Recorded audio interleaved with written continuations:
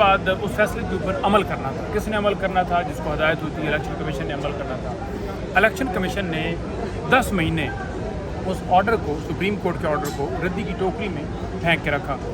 उस ऑर्डर के ऊपर इम्प्लीमेंटेशन नहीं की और पार्टी बन के सुप्रीम कोर्ट के अंदर आता है कि जनाब इस फैसले को रिव्यू किया जाए।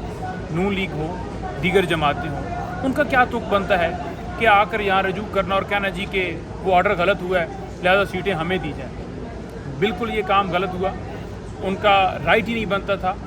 जिस जमात को वोट मिलता है वही जमात मखसूस नशस्तें लेने की हकदार होती है। तो लिहाजा वोट जो है पीटीआई को मिला, पीटीआई को नशस्तें मिलनी थी, जो कि सुप्रीम कोर्ट ने अपना फैसला भी जारी कर दिया। उसके बावजूद ऐसी जमातों को वो सीटें रेवड़ियों की तरह बांटी गई कि एक जमात जिसके 4 या 5 सीटें हैं उसको कैसे 10-12 सीटें मखसूस मिल सकती हैं? नहीं मिल सकती। तो जो पटिशन दायर की गई थी, रिव्यू पिटिशन, हमने उसके अंदर जो आइनी बेंच बनाया गया उस पर एतराज़ किया है, जिसमें आज पहला एतराज़ जिस पर आज आर्गूमेंट्स भी होते रहे, वो नुक्ता ये था कि जब 13 मेंबर बेंच ने ये ओरिजिनल फैसला दिया तो उसके रिव्यू में आना है तो रिव्यू भी 13 मेंबर बेंच सुनेगा। तो ऐसा नहीं हो सकता कि 11 मेंबर बेंच कॉन्स्टिट्यूट करके, यानी पहले 13 थे जिसमें से 2 जजेस ने उसके ऊपर एतराज़ किया। उन्होंने कहा जी केस में तो हम नोटिस भी नहीं कर सकते। वही पॉइंट्स आप तमाम उठा रहे हैं जो कि हम डिटेल से उस फैसले के अंदर बता चुके हैं। जब वो तमाम पॉइंट्स जो कि डिटेल के साथ डिस्कस हो के उस फैसले के अंदर आ चुके हैं, उस पर इतने दिन जो है वो बहस रही और वो उस जजमेंट का हिस्सा हैं, तो उनकी बुनियाद के ऊपर कैसे हम समाअत कर सकते हैं? तो उन्होंने इसलिए जो है उसको जो उनकी तरफ से इस्तदाद थी उसको रिजेक्ट किया।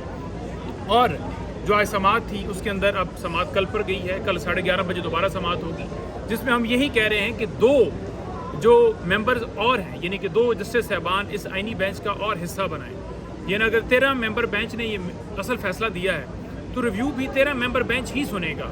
ये नहीं हो सकता कि 11 मेंबर बेंच सुने। उसके लिए तरीकाकार ये है कि आप नए 2 जजेस मुकर्रर करें और वो जब 13 मेंबर बेंच जो है वो कॉन्स्टिट्यूट हो तो वो समाअत करे, और उसमें भी समाअत अगर होती है तो उसमें तमाम तर चीज़ों को देखा जाएगा। ये नहीं है कि आप उठा के जो है वो सीटें किसी और को दें। देखिए 26वीं तरमीम का मकसद क्या था कि अपनी मर्ज़ी से बेंच बनाया जाए, अपने मर्ज़ी से कॉन्स्टिट्यूशन बेंच के अंदर जजेस को बैठाया जाए जो कि आपकी मर्ज़ी से फैसले दें। तो अदालत को मेरी राय के मुताबिक ये करना चाहिए था कि जो कंटेम्प्ट पिटीशन जो है उसके ऊपर एक्शन लेते हुए इन लोगों के खिलाफ कार्रवाई करनी चाहिए थी।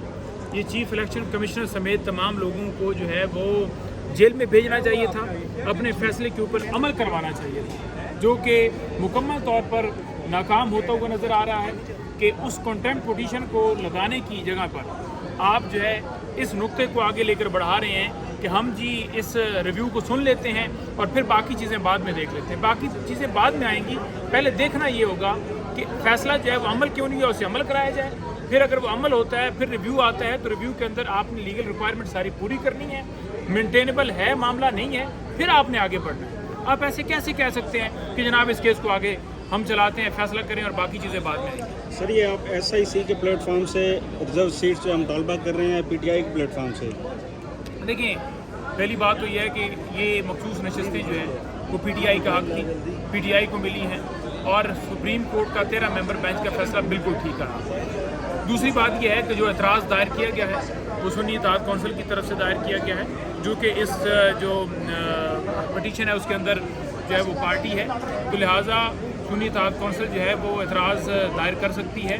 इन्होंने एक एतराज़ उठाया जी कि देखिए जी PTI तो इलेक्शन के अंदर गई ही नहीं, दाखिल ही नहीं हुई। वो तमाम एतराज़ात जो मेन फैसला था उसके अंदर डिस्कस हो चुके हैं कि कैसे जो है PTI के उम्मीदवारों को आज़ाद किया गया। मैं खुद इलेक्शन लड़ा हूँ, जब हम पेपर जमा करवाने गए हमारे पास अपनी जो पार्टी है उसका जो है वो लेटर मौजूद था और वहाँ पर जो RO जो बैठे होते हैं जिन्होंने पेपर एक्सेप्ट करने हैं AC वगैरह, उन्होंने उस चीज़ को एक्सेप्ट करने से इनकार किया। उन्होंने कहा जी कि आपको हम निशान अलॉट करते हैं, आप हमें निशान बताइए। कई जगहों पर तो ऐसा हुआ कि लोगों से निशान भी नहीं पूछे गए, या निशान अलॉट हुआ है तो 2 दिन बाद चेंज कर दिया गया, ताकि लोग जो हैं वो उनको पता ही ना चल सके कि इमरान खान की जमात का निशान कौन है। निशान के अंदर ही पढ़ रहे हैं। ہمیں بڑا مشکل پیش آئی کہ ہر گھر دروازے کھٹکھٹانے پڑے، جا کر نشانات لوگوں کو بتانے پڑے. یہ سارا عمل اس لیے کیا گیا کہ آپ پولیٹیکلی کیونکہ ہار چکے تھے، آپ نے سمجھ لیا کہ گراؤنڈ کے اندر پی ٹی آئی کا کوئی مقابلہ ہی نہیں ہے، تو لہٰذا ایسی طریقہ کار کیے جائے کہ پہلے ان کو میدان میں اترنے کا موقع دیا جائے، پھر ان سے نشان لیا جائے تاکہ لوگوں کو جو ہے وہ کنفیوژن رہے، تاکہ ووٹ کم پڑے. پھر آپ نے پولنگ ڈے کے اوپر دیکھا کہ جو پولنگ اسٹیشن تھے وہاں پر جتنا بھی عملہ موجود تھا وہ سلو کرا رہا تھا کہ پولنگ سلو ہو، تاکہ جو لوگ ہیں وہ کم سے کم ووٹ کاسٹ کر سکیں، کم سے کم جو ہے ووٹ آؤٹ کم ہو سکے. اور پھر اینڈ کے اوپر فارم 45 اور 47 آپ لے کر آ گئے. تو یہ جو ساری پریکٹس کی پوری دنیا نے اس کو وٹنس کیا کہ کیسے آپ نے دھاندلی کی، اس کے باوجود عمران خان کی جماعت اس کے کھمبے تھے وہ جیتے. اب جب کھمبے جیتے تو جو ان کا رائٹ ہے، جتنی بھی آپ نے دھاندلی کر کے ہمیں 100 دی ہیں، حالانکہ ہماری 180 پلس سیٹیں ہیں، آپ نے 100 سے نیچے لے کر آ گئے، لیکن اس کے تناسب سے ہمیں مخصوص نشستیں ملنی تھی جو کہ ہمارا رائٹ ہے. اور ہم اس آئین کی سربلندی کے لیے کہ جو پاکستان کا آئین ہے، سپریم کورٹ کے تقدس جو ہے اس کو جو پامال کیا جا رہا ہے وہ ہم پامال ہوتے ہوئے دیکھنا جو ہے ہمیں پسند نہیں آ رہا. اور ہم اس کے لیے یہاں پر آئے کھڑے ہیں اور استدعا کر رہے ہیں کہ ہم آئے کھڑے ہیں، آپ بھی ہمت کیجئے، فیصلے دیجئے، قانون کے مطابق فیصلے دیجئے تاکہ تاریخ میں آپ کا نام اچھے لفظوں سے لکھا جائے. سر، جب بھی خان صاحب کی رہائی کی تحریک کے حوالے سے بات چیت کی جاتی ہے، ساتھ ہی مذاکرات کی باتیں ہونا شروع ہو جاتی ہے کہ رہائی دی جا رہی ہے یا ایسی باتیں، اس میں کتنی حقیقت ہے کہ ملاقات ہوئی ہے، بریفنگ دی گئی ہے یا خان صاحب کی رہائی کے معاملات جو طے کیے جائیں؟ دیکھیے، بریفنگ کے حوالے سے مجھے تو کوئی اطلاعات نہیں ہے. یہاں پر کچھ دوست ہی لگے ہوئے تھے، اگلے دن بھی ٹویٹر کے اوپر کہ ملاقات ہوئی ہے، یہ ہوا ہے وہ ہوا ہے. لیکن میں آپ کو نرمی کے حوالے سے ضرور بتا دوں کہ نرمی کتنی ہمارے اوپر ہوئی ہے کہ ریما خان نے باہر جانا تھا، اس کی درخواست ریجیکٹ ہو گئی، حالانکہ نرمل یونیورسٹی کے لیے فنڈ ریزنگ کرنی تھی. عمران خان اڈیالہ جیل کے اندر ہے، تمام قیدی ہمارے اڈیالہ جیل کے اندر ہیں، ہمارے لوگوں کو ابھی بھی اٹھایا جا رہا ہے. سپریم کورٹ سے فیصلہ آیا کہ جو ملٹری ٹرائل ہے وہ جائز ہے. مخصوص نشستوں کے اوپر بھی آپ دیکھ رہے ہیں ڈے ٹو ڈے ہیئرنگ کر کے چاہتے ہیں کہ کسی یہ اتنی نرمی ہمارے اوپر آئی.